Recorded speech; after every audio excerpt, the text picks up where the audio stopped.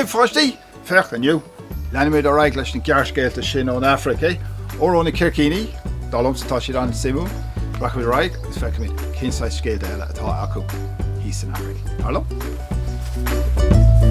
So, léamh Afraic leis na scéalta ón Afraic, sa leabhar seo ó na Circíní, a inchte Gabriel Rosenstock, ba Brian Fitzgerald a Washig, agus ba an gúm a Dailchig.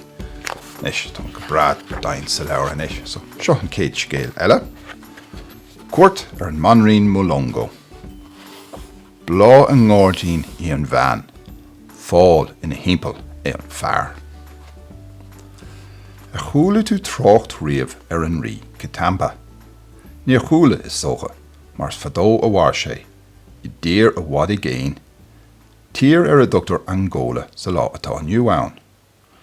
Mar chúla tú trácht Catamba, ní dócha gur chúla tú trácht a bhean ach an irid, an bhanrín Mulongo.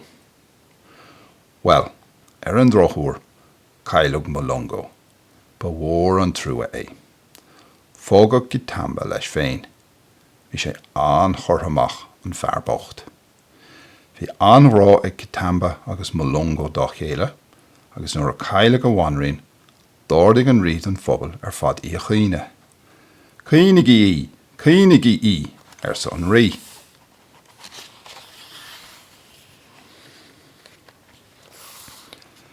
Bhí an pobal curthamach chomh Ní tuis go raibh an bhanrín imethe tlí na fíorna, ach tuis go raibh an cuoine seo ag dul raig is a raig.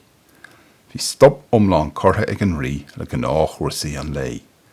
Cuoinigí í, sa an rí. Bhí na páistí ag féchant a chéile agus na deora ló mar nach raibh cead acu a bheith ag canna ná ag sprí. Cuoinigí í, sa an rí. Mar sin, leabhar na daoine leis an cimbanda. Féchan cad becheart a dhéanamh. Tá is aga cad is cimbanda ann, an bhfuil? Níl? Well, is 6 sagart Níl mórán ólas aige mar gheall an scéal seo, ach tuigeann sé an scéal eile go maith. Tá méid le as ar meabhair as an siar olagón seo san na daoine leis an cimbanda. Feicim sin san cimbanda, ach cad ba bháil libh go ndéanfing se. Ní róa a thuigeann se an scéal seo. Ach tuigeann tú an scéal eile san na daoine. Lig do mo wachnamh a dhéanamh san cimbanda. Fóg fú mé. Rinne sé a wachnamh an scéal. Tá is an cad atá le déanamh an cimbanda leis féin. Tuairfidh mé cuairt an manrín Mulongo.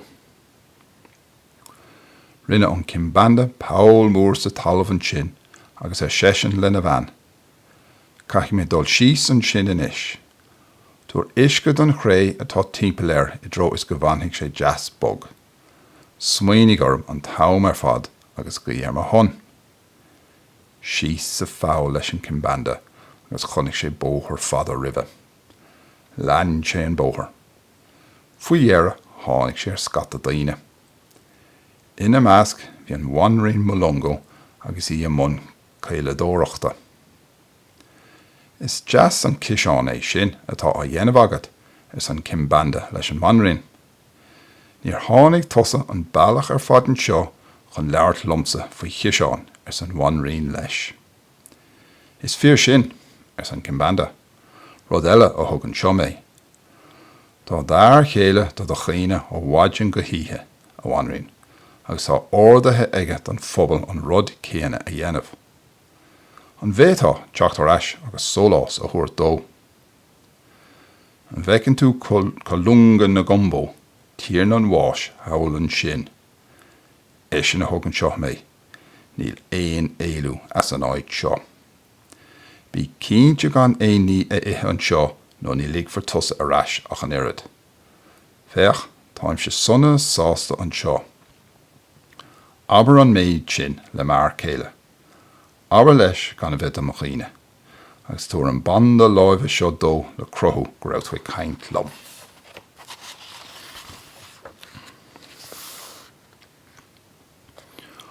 Bhaintí banda buí dá lámh agus thug don cimbanda é.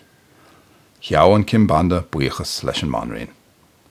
Ais leis an sin an mó ar fada agus amachar leis a rís tríd an bail. Chur citamba na mhórtha fáilte ribh. Bhí anáthas go deoir nuair chunig sé an ban do buí. Agus tá sí sonna ann a deir tú ar san rí. Tá go dainn ar san cimbanda. Agus deir sí go chóirdead éirí as an gcíine inis. Be tú léarís in ann trá. Rinne an rí a bhacnamh. Deascéil a bhí ann cínte. Tháinig athrú intina air. Leabhar sé leis an bobal an sin. An rais le bhí obair, bígí ag crú na mó agus ag tríal ar an dobar. Ligí gít na páiste a bheith ag canna agus ag sprí. Bei mise agus ma bhainrín mo longo le chéile a rís sola i bhád ar sa an rí.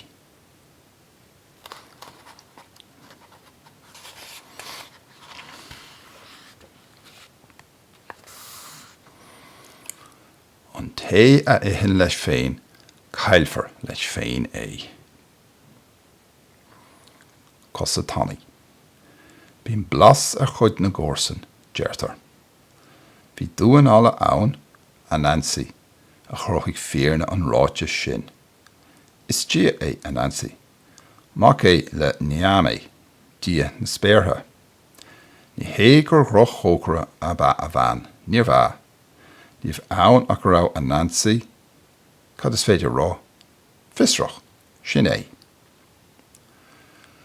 Dú le Nancy thart teach chunín lá. Ó, chunín, tá glasrí híos agad, fecim. Tá go dainn a Nancy ar sa chunín, ach tuair tamil eile dóibh.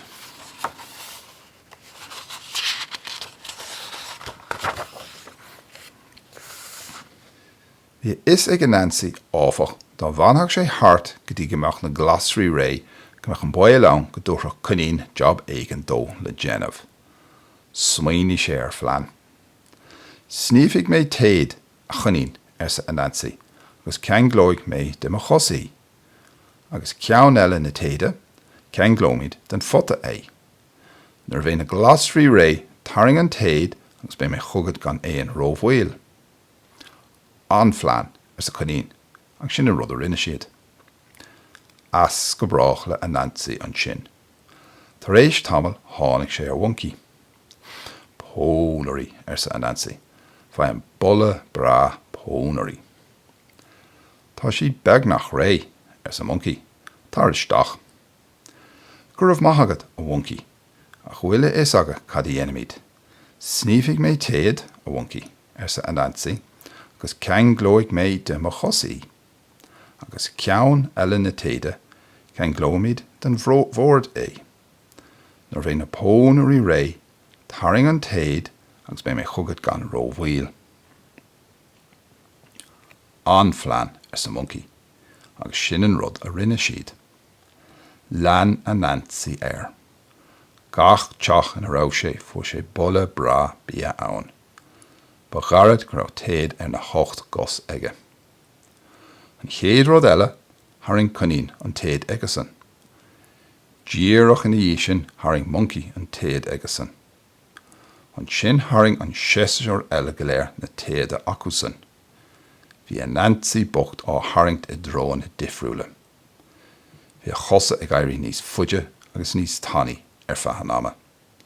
Is 8 gos tannaí atá faoi a Nancy ó hinne le agus faoi gach dúineála ar domhan.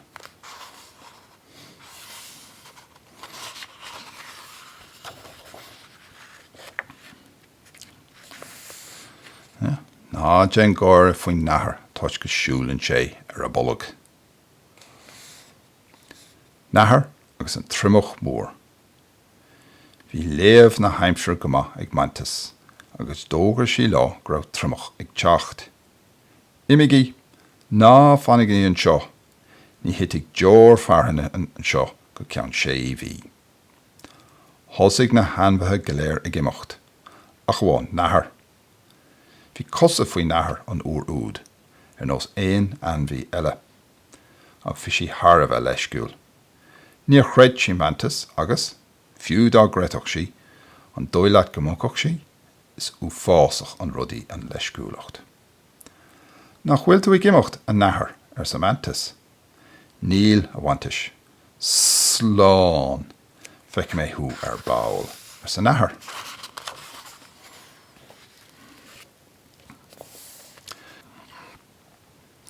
Níl is agam an bheici sa mantas agus bhálaigh sí lé go tappa. Bhí an spéir níos gurma ná marba ganách, níor ó irid agus scamalí na bháin le feiceáil. Deor bháistí níor hit, chrían an fér. Freab na frogna lo chu tappa agus a bhí ina gosa beaga agus dairí nathair an taní go deo. Déach nathair saor agus déach sí siar. Thug sí faoi deara go raibh an tír fad ag iompú ina gaineamhlach.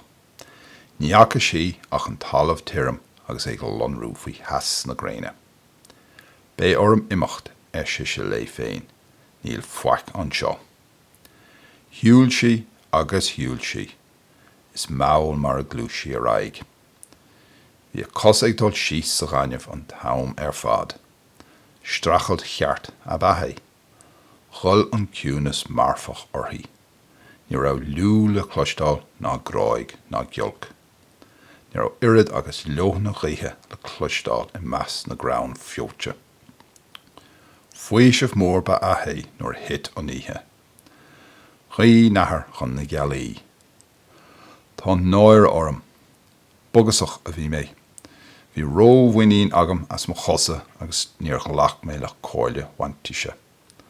Séarón chríonn mé agus tar gair orm le do hol sa nathair. Bhí trua ag ngealach de. Mhaigh nathair rud ag an aisteach an sin, agus an chéad rud eile déach sí síos agus chonig sí go raibh a cosa séartha. Thug sí cratha bhádóibh agus hit sí de. Leabhaigh sí lé ar a bolach an sin. Tá sí sleanú lé go bra ré ó hin agus ní deacair de glúiseacht ar an gaineamh níos smó.